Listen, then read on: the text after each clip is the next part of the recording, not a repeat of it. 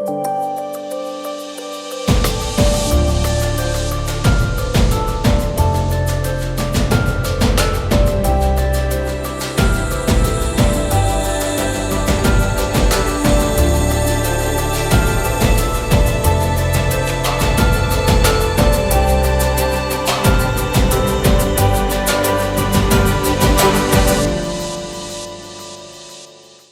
here to discuss EU-China connectivity. And CIPRI has just published a report on the topic entitled indeed China-EU Connectivity in an Era of Geopolitical Competition. And this builds on a body of work that CIPRI has been doing over the past several years on what is variously known as the 21st Century Silk Road or the Belt and Road Initiative, a major program of infrastructural investment by China. We've been doing this work for perhaps, I suppose, 6 or 7 years. This is the third major report in the sequence, focusing in the first two reports on the strategic ramifications around the Belt and Road. And this report, the third one, will be introduced in very summary form in a moment by Dr. Ian Anthony, who's one of the authors and who's a senior researcher at CIPRI and head of our European Security Programme. And also joining us to discuss this is Asad Beg, who until effectively this week was the advisor to the Ambassador at Large for Connectivity in the European External Action Service, a position he's held for a couple of years. And also by Professor Jing Men. She's a professor at the School of Foreign Languages in Dalian University of Technology in China, and also a visiting professor at the College of Europe in the International Relations and Diplomacy Studies Department. So over to you, Ian, for a thumbnail headline version of the report that we've just published. Yes, thank you, Dan. This is a report which was based on extensive interviews that we conducted with experts across Europe and also in China, as well as 2 workshops, one of which was held in Stockholm in physical form, and the other one was an online event. And we wanted to really see how projects, which were started really some time ago, according to a commercial logic at a time when building economic relations was the priority, have unfolded in a period where the background political situation has changed quite significantly. I think the interviews that we conducted actually showed that the projects which have been carried out have delivered real benefits, and that those benefits flow both ways, and that there's nothing certainly illogical about building transport infrastructure and digital connectivity for the long term. And that's something which perhaps has been put in even sharper focus, for example, by what happened in the Suez Canal, that having railway connections, having a northern maritime route is perhaps a value per se. And that ideally, these partnerships around these big projects should be long-term in nature. But we've seen also that political conditions can change more quickly than the large infrastructure projects. Certainly in Europe, the strategic shock, which we experienced in 2014, around what happened in Crimea and Ukraine was not China-specific, but it definitely changed European thinking about security priorities. And we also have a recognition that there is now a kind of structural vulnerability in open societies, which we have to take account of. And digital technology is perhaps at the heart of that, or close to the heart of that. Also in the discussion with the Chinese colleagues, I think it became clear that there's a reassessment of the role of the European Union and a sense that the European Union has to be an important interlocutor in discussions with Europe, including engagement at the highest political level. This is not a relationship that can be managed through technical discussions among officials. So we've seen how that's played out in the different parts of the connectivity agenda that we looked at, in transport and digital particularly. In Europe, legislation to scrutinize foreign investment against security criteria and emphasize trusted and reliable partners in projects. And the construction of an EU cybersecurity system, which is coherent and integrated, have been important features of the recent security discourse. As well as transatlantic discussions, which have really aimed frankly, at reducing Chinese involvement in transport and digital projects, partly out of a recognition that military factors have become more important in European thinking about security. So projects on transport, which were designed around accelerating the speed of movement of people and goods for civilian purposes, now have to be thought of also in the context of moving troops and military equipment both around Europe and into Europe. And the same digital technologies that unlock future economic prosperity through new products and services are already central to military capability. So this has become part of the way in which the European security discourse has changed. And that has had a strong impact on the discussions within particularly the Euro-Atlantic community, which has really become the primary forum for talking about the security issues. And I think that feeds into this wider global discussion, which we're now having around various, if you like, different polygons, whether they're triangles or quadrilaterals or hexagons, and the sense in China, perhaps, that what's happening in Europe needs to be monitored, not only because of the importance of the bilateral relationship, but because of what it says about the potential construction of an anti-Chinese alliance, if you like. And in Europe, a sense that what's happening in China has to be looked at not just against commercial parameters, but these connectivity projects have to be put in the context of wider Chinese political and strategic objectives. So I think this is where the report suggests the relationship is moving. And where we landed was that essentially we have to accept that for the foreseeable future, this is not going to be an easy relationship. There are significant problems, but that at the same time, we didn't find any support really in any of the expert interviews for the notion of decoupling. And there was an understanding that this has to be a relationship that works for the long term, and that projects have to be identified that can survive ups and downs of political changes. So establishing what it means to be a trusted and reliable partner is a priority. What those terms are frequently used, but what does it actually mean to be a trusted and reliable partner? And that perhaps should focus on supply chain security in the first instance. And also, we have to be realistic and think that some of the traditional areas of connectivity, such as transport and digital, may not be the most promising areas for developing China-EU cooperation going forward. That other issues have come onto the table, particularly around climate, managing the consequences of climate change, energy transition, and of course, global public health. So that's a very thumbnail sketch of the report.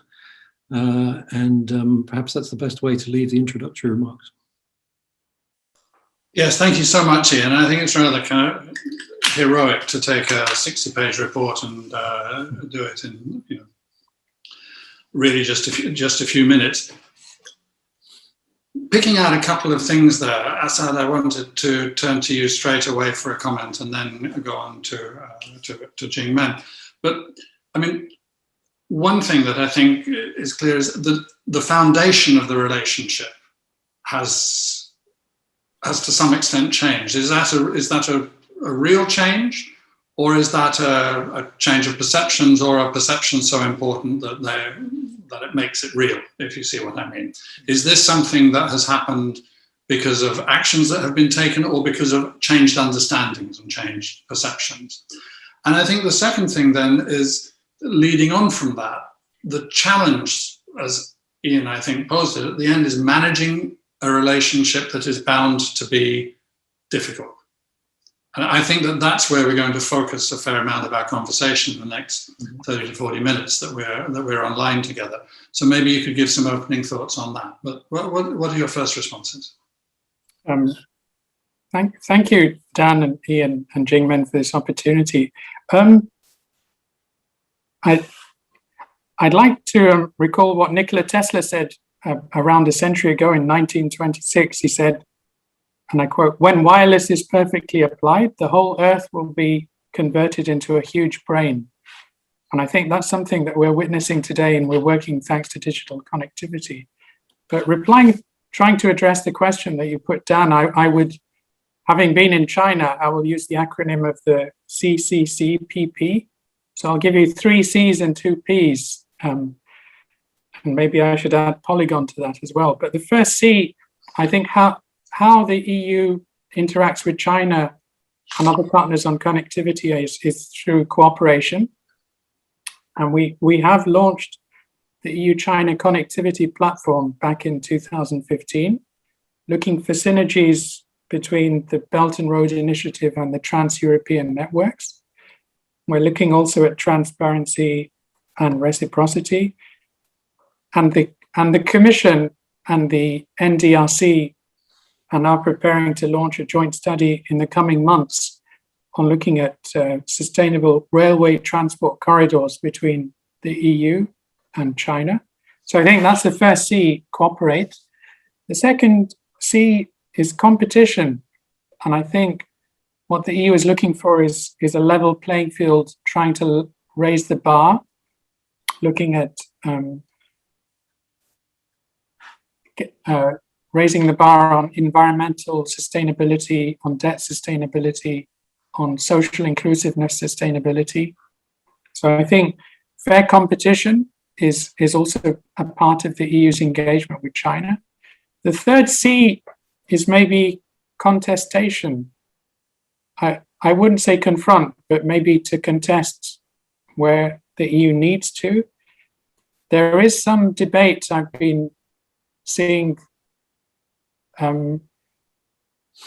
about competition between techno-democracies and techno-autocracies. And I think the digital debate is an important one. And I think that's also mentioned in the report that Ian presented. We're also looking at critical infrastructure, potential dual use.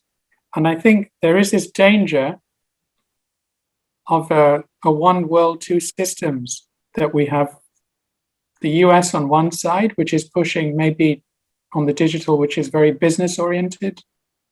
We have China, which is pushing its own vision of digital world, maybe where the state has a much stronger role. And that's where the EU comes in. The EU needs to be looking also at human-centered approach. And as somebody has said, the referee never wins the match. So the EU needs to go from the sidelines to be much more engaged as an active player on the field. So those were the 3 C's: cooperate, compete, and contest, depending on the situation. The 2 P's, I think one P is the private sector. I mean, the needs for connectivity are huge. It's good that we have these different platforms and dialogues and regulatory exchanges, but I think we need to carry our private sector with us. Within the EU, under the European Fund for Strategic Investment, for every euro invested, we have generated another 13 euros. So it's been 14-fold increase. We put in 33 billion euros of seed money from the EU, from the European Investment Bank and the Commission, and that generated 478 billion worth of investments, leading to supporting 1 million SMEs. And I think some of that private sector dynamism we need to bring to bear to connectivity. And the last P is perceptions that were mentioned.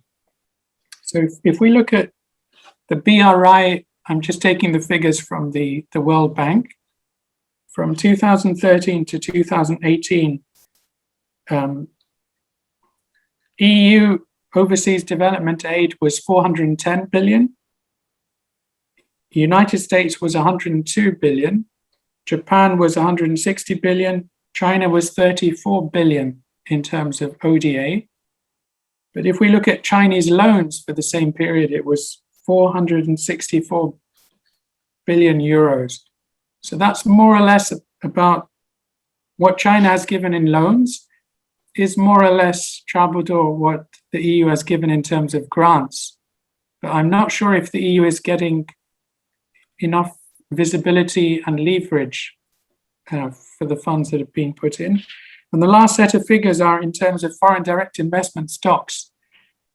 The EU has 11.6 trillion worth of stocks. China has 1.9 trillion. So that shows maybe 2 points. One is perceptions can sometimes not be aligned with reality. And on the other side, people's perceptions can become their reality. So just to wrap up, I think this is a complex relationship. We cooperate and compete where we can, and we contest where we must. I think we need to work together, both EU and China, getting our private sector on board. And I think we need to address this perceptions gap. So that's it from me. Thank you for the opportunity. Thank you, Assad. I'm sure we're going to come back in a few minutes. I wanted to turn to Professor Jingmen with essentially the same kind of question. I mean, again, the issue of how do you see this, what the CIPRI report, what Ian just presented as being this shift in the basis of the relationship, that it was at one point essentially built on commercial interests.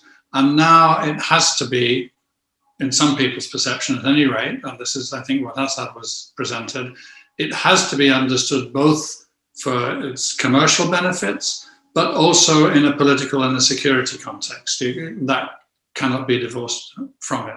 How do you, and how does the discussion in China understand this relationship and how to manage it?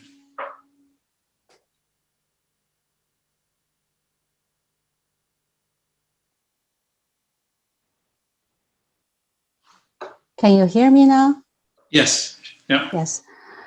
So first of all, thanks for the invitation.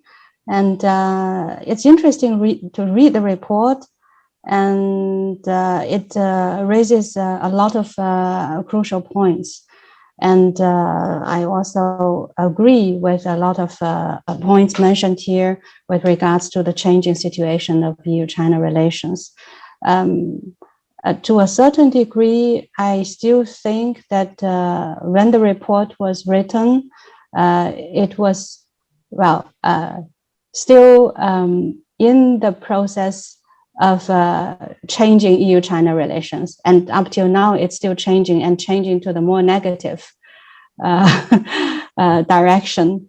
And if we look at EU-China relations from my point of view, I would say that I'm rather pessimistic, at least in the coming years, in the near future. I agree, on the one hand, there are still possibilities of cooperation, particularly in the field of climate change, energy efficiency, sustainable development.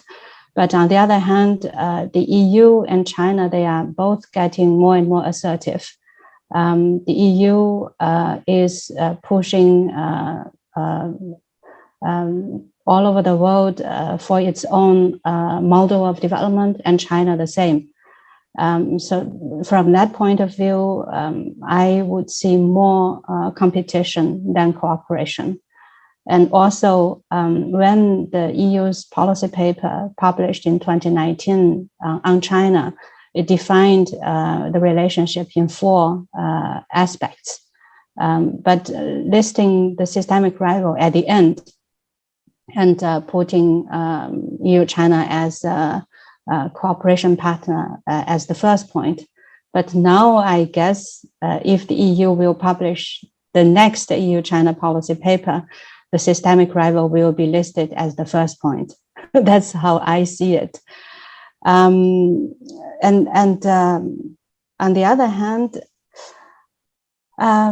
indeed, if against, let's say, against such increasing tensely competition between the EU and China, it's not let's say it's not pragmatic. I use the Chinese word. It's not pragmatic to keep on competing and confronting against each other, because indeed they still have a lot of interest to cooperate with each other, and therefore, on the one hand, it's very clear that the EU wants to maintain and push forward its own norms, values, understanding of the international governance, but in the meantime, keeping certain cooperation when it's possible with China.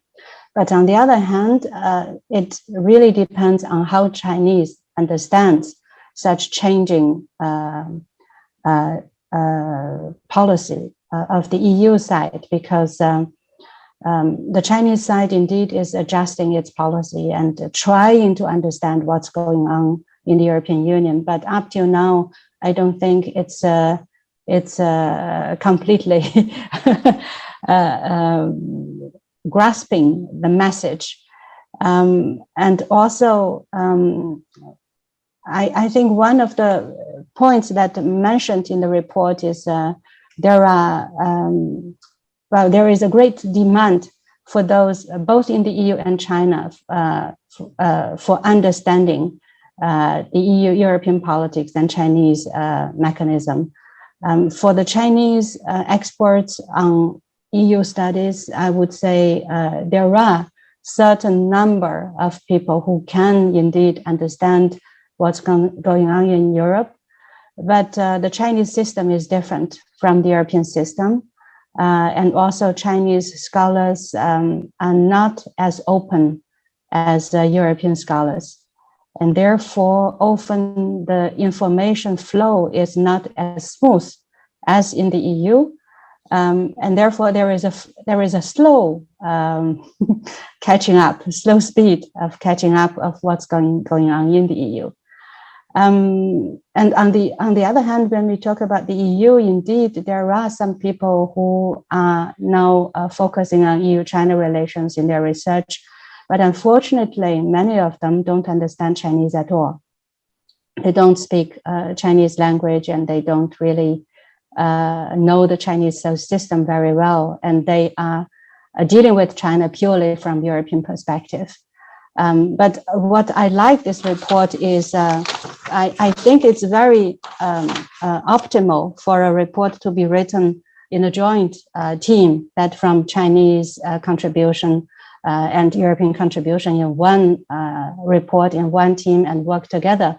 And in this way, the report can present more nuanced and comprehensive picture of what's going on. I think this is really what I think as the most important way of increasing mutual understanding. Thank you so much. I mean, I think that we too think that being able to put together teams that come from different, you could say, at least different standpoints, different perspectives, if not necessarily different sides of an argument, I think is a very important function. Ian, I wonder if you want to pick up on points made by either Assad or Jingmen or both. And in particular, one thing I would like you to comment on is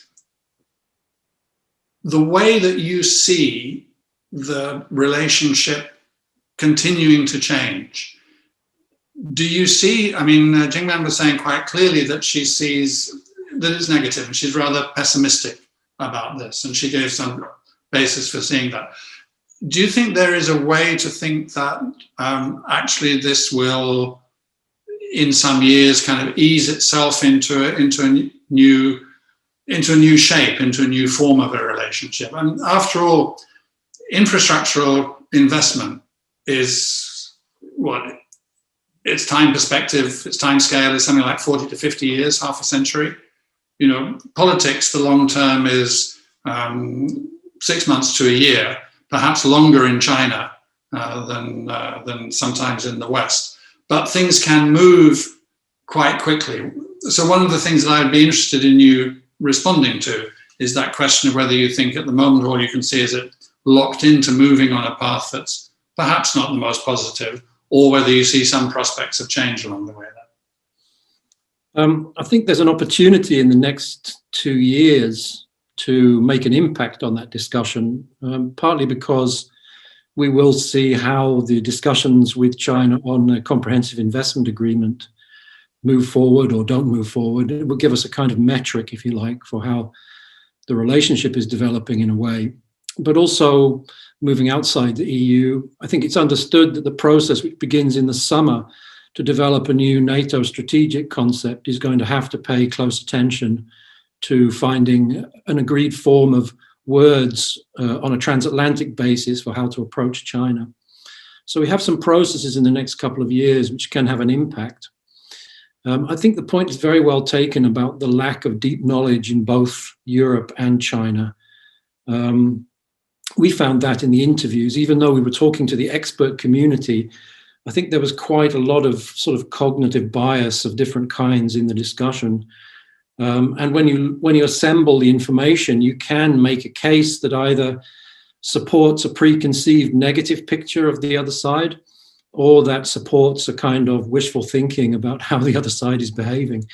So I think this need for deeper and collaborative research is a real one.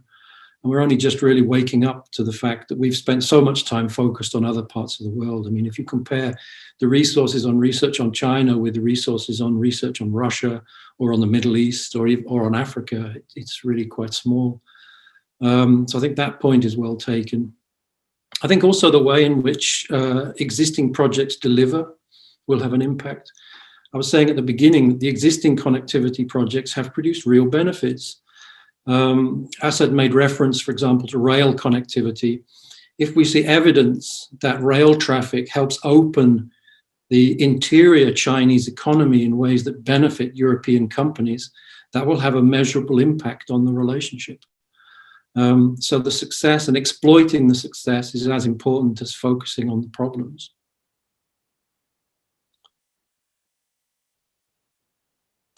Sorry, I had muted myself. I think that one of the keys here is to understand the balance of the different interests which are at stake. So, Assad, I mean, I want to push you just a little bit, recognizing that there are limits, obviously, of what you can really be saying because the position you've just been holding. But on the one hand, it's relatively easy to remark that there are elements of cooperation, there are elements of competition, and there are elements of contestation. And you put it quite elegantly, cooperate as much as possible, compete where we can, and contest where we must. But of course, contestation is also a choice, right? Just as much as competition or cooperation is a choice. And so there is a balance to find. To what extent do you think that EU leaders, either in the member states or in the European institutions, in the External Action Service and so on, and the Commission, to what extent do you think they are under pressure in some real sense to put more emphasis onto contestation than they have in the past? Yeah, you've put your finger on the nub of the problem. I think there are different constituencies. So within the EU framework, as Jingmen knows very well, as being a bridge here in Bruges and having experience of the EU side and the Chinese side, I mean, we have the European Parliament, which has been very strident also in terms of values issue, the situation in Xinjiang, the human rights situation. So they, a number of them have also been subject to the sanctions that were put because of their engagement. And the Parliament is the one that will be then looking at the comprehensive agreement on investment. So I think the Parliament is a strong voice in that. If you look at different member states, it's slightly nuanced on their relationship, and you can see the 17+1. A number of countries also have maybe a forward-leaning agenda. Other countries maybe are a bit more on the conservative side. I can also see the transatlantic influence or impact on the conversation. If we look at the G7 foreign ministers and development ministers statement that came out, that also had some views on China, which were put. So I think European Parliament, European member states. I think we also have the European Investment Bank, which has been engaged for many years on working with China. I remember when I was based in China, we were traveling through Terminal 3 of Beijing International Airport. That was funded to the tune of €500 million, 500 million worth of EIB investment. Maybe the visibility was not as good as it could have been. That's a bit of a British understatement. But I think the EIB is engaged very much on environmental issues now in Inner Mongolia, replanting, forestation, also looking at clean transport. So I think the EIB has a very forward-leaning agenda. If we look at the Commission, broadly, the 4 pillars of connectivity are digital, transport, energy, and people-to-people connectivity. And I think on that, as mentioned, I think we need to do much more on people-to-people connectivity. It shouldn't just be at the political level, but as you mentioned, think tanks, media, students, academics, but also entrepreneurs. I remember we had in 2011 the EU-China Year of Youth, where we had young leaders from the European Youth Forum, 99 youth organizations, and the Communist Youth League from different provinces. And I think they can have a conversation. These will be the future leaders who are going to steer the relationship. I haven't really answered your question directly, but I think the 4 dimensions that were mentioned by Professor Jing Men, I think those are the different European stakeholders are engaged in maybe different positions on those axes. It's not black and white. It's technicolor engagement between EU and China. I think this is a vital relationship for the EU, and I think an important and vital relationship for China. So, Jingmen, if I now come to you, I want to ask you, and it's not perfect, a mirror image version of that question, because after all, China is a very different, completely different political and social system from the EU, and the EU also has the diversity of member states to balance out as well. But what do you think are the different sort of elements in the calculus, if you like, that the Chinese leadership is itself balancing as it looks westwards and looks at these different elements of connectivity with Europe? Is there a very clear and straightforward strategic calculation, or is it perhaps a little more complex, a little bit more nuanced than in Europe we often understand? What would be your view? Don't forget to unmute. Okay. Clear calculation. For the BRI, what is written in the report, I think it's also correct that it's not so clear, even up till now. When I did my research on the Belt and Road Initiative, I labeled the BRI with 2 A's. 1 A is ambiguous and the other is ambitious. So it's very ambitious strategy, but on the other hand, up till now, it's still not very, very clear, because in the report, in the part of infrastructure, it also says very clearly that some of the infrastructure projects were not, in fact, were not initiated after the BRI was put forward, but it was also included in the BRI basket. And of course, it depends. It's a very, I would say, special Chinese political atmosphere, because when the Chinese leadership put forward some important initiative or objective, the Chinese enterprises or Chinese institutions from all the different parts of China or at all different levels would like to be included in such initiative, because then they can benefit either politically or economically. And for example, the Greek port Piraeus.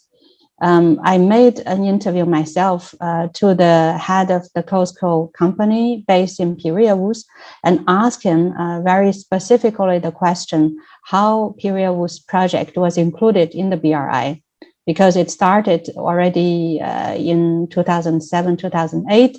And then later on, after the BRI was initiated, it became part of the BRI.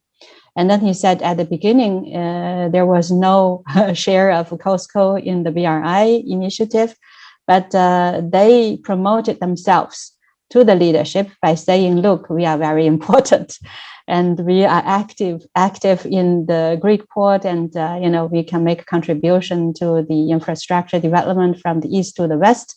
And therefore, it's better to include Piraeus in the design, and then we can be there. And of course, they have their objective realized.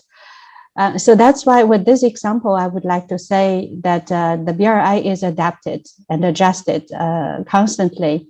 And also in the report, it mentioned that in 2019, when Chinese president gave a speech on the BRI, somehow it tried to take into consideration partially from the Western concerns. But this, of course, was different from the very beginning, 2013, 2014, and the report mentioned in 2015, China would like to contribute, cooperate with the Juncker Plan by investing in the Juncker Plan.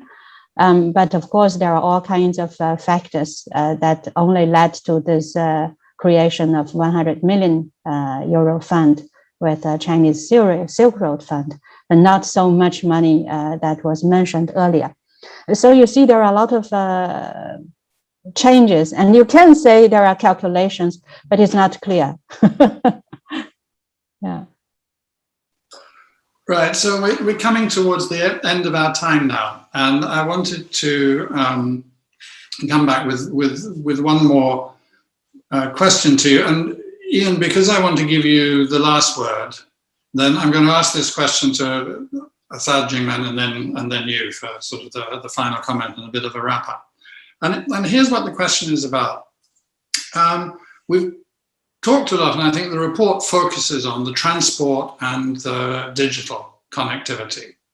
And the transport connectivity, I think Ian's mention of the ship getting stuck in the Suez Canal is a kind of reminder about how fundamental some pretty old-fashioned forms of transport really remain.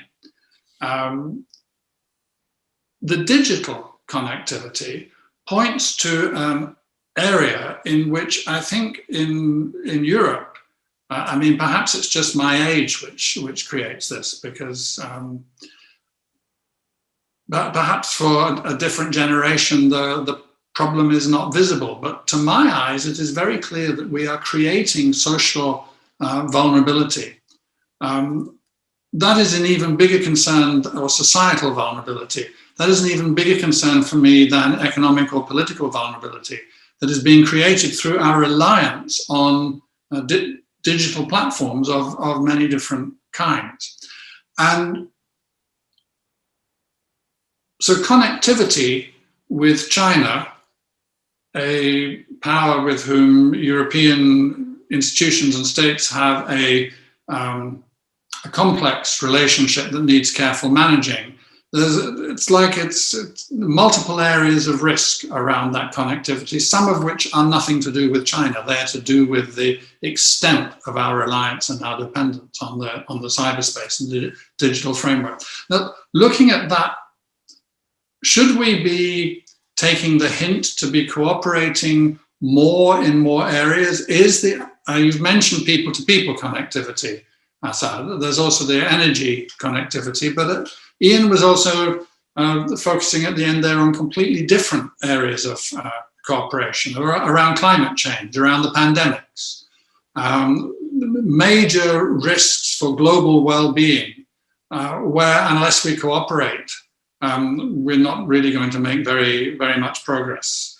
So I wanted to ask you to think about that vulnerability and cooperation potentially in other fields. Asad first, then Jingmen, and then Ian. I would say two areas where we should cooperate to face these challenges together. One is on health. So I think we're living through the pandemic, and maybe we can have I know that e-health could be something. I mean, rather than going to the doctor, I can have the consultation online. Maybe we'll come to artificial intelligence. I've been reading Clara and the Sun by, I shouldn't be doing any plug, but I mean, looking at the future when we have 5G to 6G, we have artificial intelligence, we have the Internet of Things. Maybe we will be wearing watches or clothes, which will then indicate our health situation and so on. So I have to ask my daughters about that, but maybe health can be one area. And the second one is green, because I think, as mentioned by Professor Jingmen, we need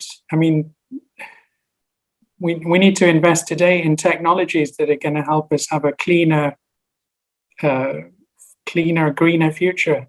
So I think that's where I would be putting our investments and money and political and commercial capital, health and green.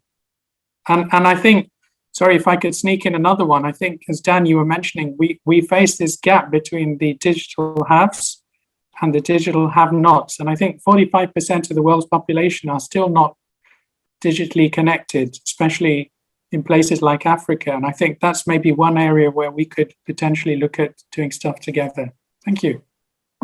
That's a really interesting point, Asad. I think there are so many ways in which we are so interconnected. And yet, right alongside that global interconnection, there sit many ways in which we are not. And there can be elements, there can be degrees of hazard that arise because of the discrepancy between the ways in which we are interconnected and then the limitations of those connections. A really interesting area to be thinking about. Jing, over to you. And don't forget to unmute.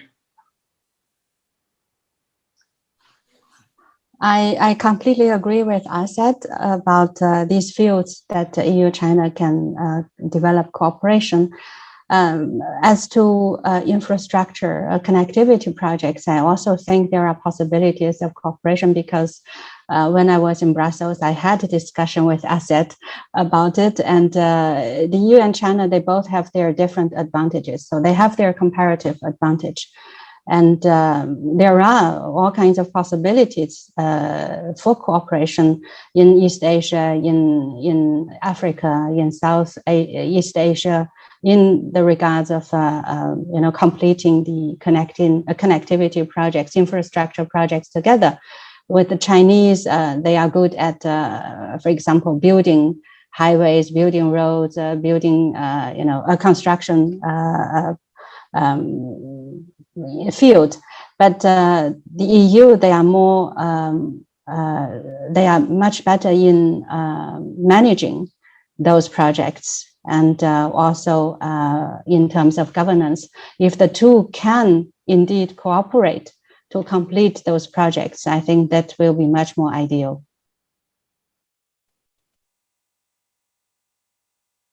Thank you very much, Jingmen. Ian, over to you. Yes, I think picking up on your point about structural vulnerability moving forward in different areas, for the European Union and China, there is no escape from structural vulnerability. We cannot construct comprehensive defenses which will eliminate all risks. So we have to focus on a management system which reduces risk to acceptable levels and then mitigates damage. And that has to be a shared interest. And I think that is very much pointing back to the point you made about framing issues in ways that either maximize contestation or minimize contestation. You can have a discussion about what is the most effective way to reduce the risks of violent extremism. And that will lead you in a completely different direction from escalating sanctions over activities in a particular geographical space or aimed at a particular community. So how you frame issues will have an important impact on whether you can make progress further along the cooperation or contestation lines, but mutual vulnerability is a fact which we can't escape. So I think ultimately these management systems will have to prevail.